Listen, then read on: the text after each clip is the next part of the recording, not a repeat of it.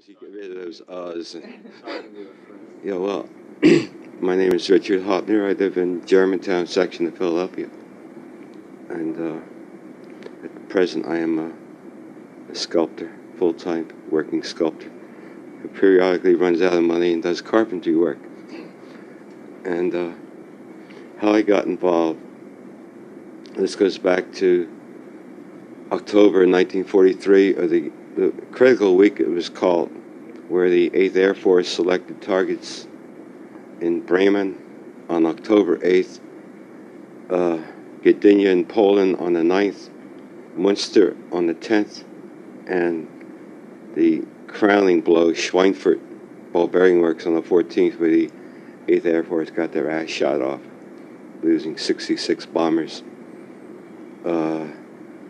The amount of dead, I don't have any figures on. It's not. I never did a research paper on it, but they represent 660 men, plus wounded on other ships. But after the third raid, which is Munster, I flew with another crew, and we witnessed the annihilation of one bomb group, the 100th bomb group, which is completely blown out of the sky over the target. And Munster was a cathedral town in northwest Germany. It's a port. And as far as I can see, it had no military value except it was a terror raid. Previously, I had been on a bombing raid where we were briefed to hit the center of town to see how many German bastards we could kill. With every mother who bore a child bore a potential member of the Wehrmacht or an industrial worker. Well, even for me, I was a professional soldier. I'm a regular army. That was the beginning of things clicking in my mind. Even though I understood the nature of fascism, it bothered me. There's something there that bothered me.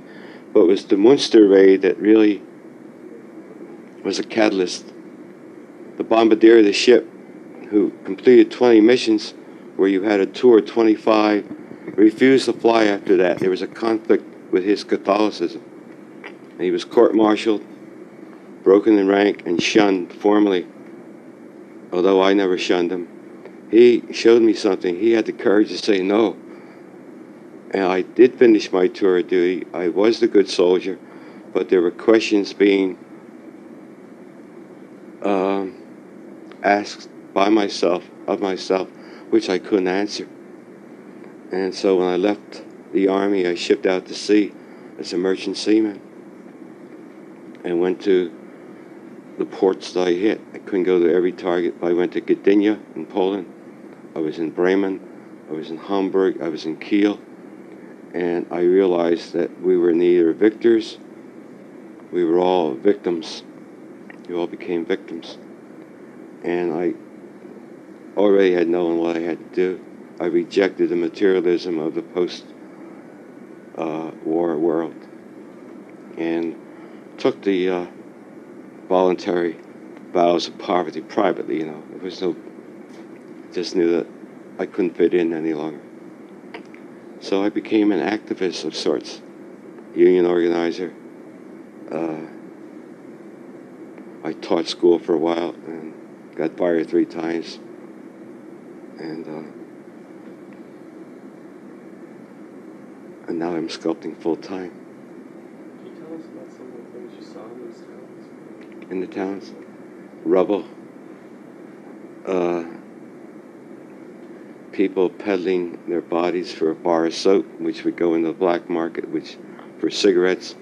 I saw behavior of American seamen and soldiers who would sell or give a woman one sock of a pair of socks as a passport to spending a night in bed with them, not realizing that these people were hungry, whether it be Poland or Germany. To me, there was no longer any enemy. These were human beings. These were brothers and sisters.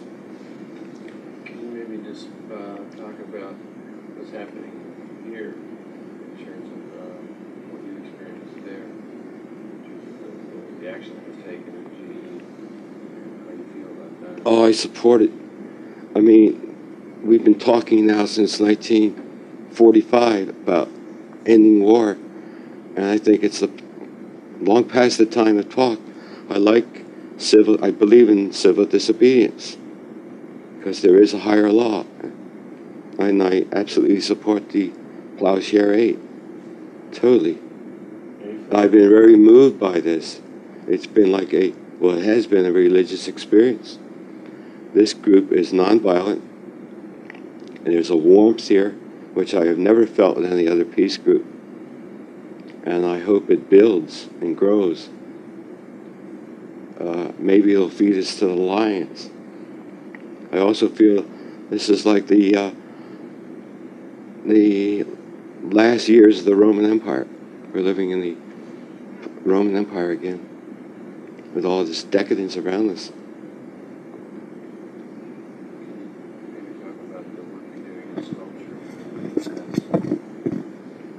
All my forms relate. I feel the role of the sculptor is to give, to manifest all that is. I don't know why I'm getting tongue-tied here. I've written all these things down. Tell me very simply, what you experience when you're working. Well, sculpture is a way of reordering things the way I would like to see them. That is, I'm trying to bring forth my experiences, the way I perceive the world, my experiences through the war, and the way I see society turning since I left the Army, and to make it into a sculptural reality. My forms deal with anime, racism. I remember I did a form called Toy for Racists. It was 13 Klansmen lynching a symbolic Negro's penis, get the black man off my daughter's back. But the American eagle lurched overhead like a vulture. Well, a gallery accepted in Philadelphia and then told me to remove it unless I took the lynched figure out and called Chinese coolies returning from a hot day in the sun. But a friend of mine named Tom Riley took the piece down south to establish a black newspaper. This was in the 60s, early 60s. The Klan blew up the storefront. The sculpture survived, and was bought by a black radio station. Most of my work deals with war. Some pieces directly related to the Berrigan? Yes, I did a piece called Repression and Escape, which is owned by a psychiatrist. And that was dedicated when the Berrigans broke bail. I think it was in the 60s, I believe, or 70s. And I did another piece called Nike, which I just finished. Nike, the goddess of victory, amputated on a missile head. It's a wall piece. It's a carving. In conclusion, is there any kind of message that you would give if you had the opportunity to the American people and people of the world in terms of significant power? Yeah, I believe they should learn the facts. And if they knew if they had all the information, they'd be out here in Norristown today. I wish American artists would stop painting stripes and start dealing with the human condition, because we are in serious trouble in this country.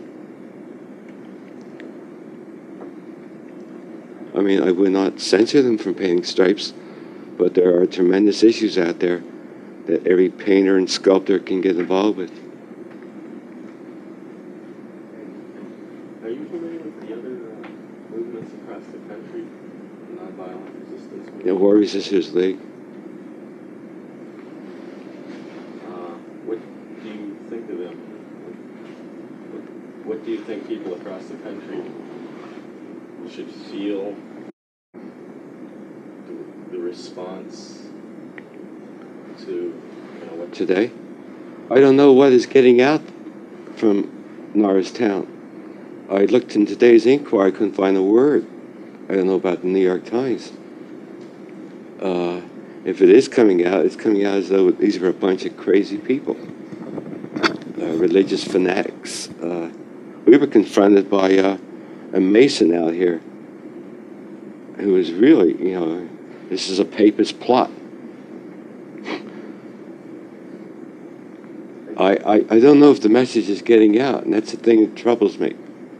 I hope it doesn't die in Norristown. That's also troubles me. That it doesn't end up as a little carnival or festival of hope, and there are people come out on the streets again.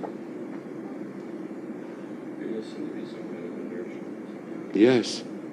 Philadelphia is only 40 minutes from here, and I'm certain there are many activists there. I don't see them. Do you have a feeling for the Berrigans and Molly and the other defendants? Can you relate as to why you think they felt so strongly to do what they did? Yes. What would cause someone to take that kind of action? Is there anything in your experience that would put that? We need a forum, and they use symbols, and the symbols, if people can recognize the symbols, it'd be very important. But we need a forum, and the court is the forum. And if that is denied them, they will probably go to jail. But I'm sure they're not afraid of that. That isn't their concern. It's to bring some sense into the American people. That's the way I look at it. They are not crazy people. I love them. I genuinely love these people. As an artist, you mentioned the use of symbol in their action. Perhaps you could kind of expand on that. It almost seemed to me like some kind of ritual act, and in terms of whether that connects up historically with other ritual acts or acts of symbolic acts that maybe point towards some kind of awakening, some kind of thrust in that direction. I don't know of any other symbolic acts that have been performed. This one I know of, But it almost seemed to me that it almost had a kind of communion quality to it. I mean, using human blood and that whole aspect of things. There's some kind of beating the swords into plowshares. The carpenters have it, a hammer. I assume it was, rather than a ball-peen hammer. Regardless of whether it was ball-peen or a machinist's hammer or a sculptor's mallet. I mean, the irony, the contrast between a Right. hammer and this warhead. I've listened to people being interviewed on the street by public radio. Most of the people thought they were crazy. We were out here crazy people. Do you know if there was a particular significance to the hammer? Yes, to me, like I said, beating swords into plowshares, or the Hobner, or relating to Christ, the carpenter. I can draw my own symbols too. Okay. I had no quarrel with the action, absolutely none. And I look at this movement, if it grows, it would be a dangerous movement to the authorities because, how do you deal with priests, nuns, and us religious fanatics? What other actions? We're not religious fanatics, huh? What other actions would you like to see taken to have, if people were to go out and do things, what would be the next step? I believe that in order to have a larger following, you have to go into working class neighborhoods and leaflet. You just can't deal in the suburbs here. And then go home, we did our thing. We would like to build a peace center. We have no experience. Dorothy Day Peace Center. And learn the issues, thoroughly before we start asking people to join us and build something. We like to see peace centers in every neighborhood.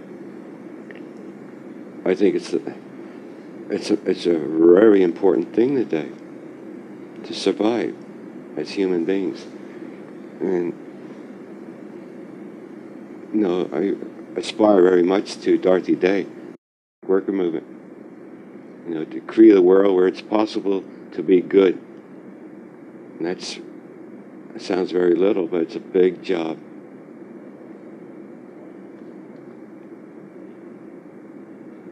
Maybe we could talk to Judy for, she was in Japan, so Judy's a Army brat. Father was a Okay. colonel in the Army. I'll probably get home. Just do what you can. Stay here. If you want my narrative, you can have it.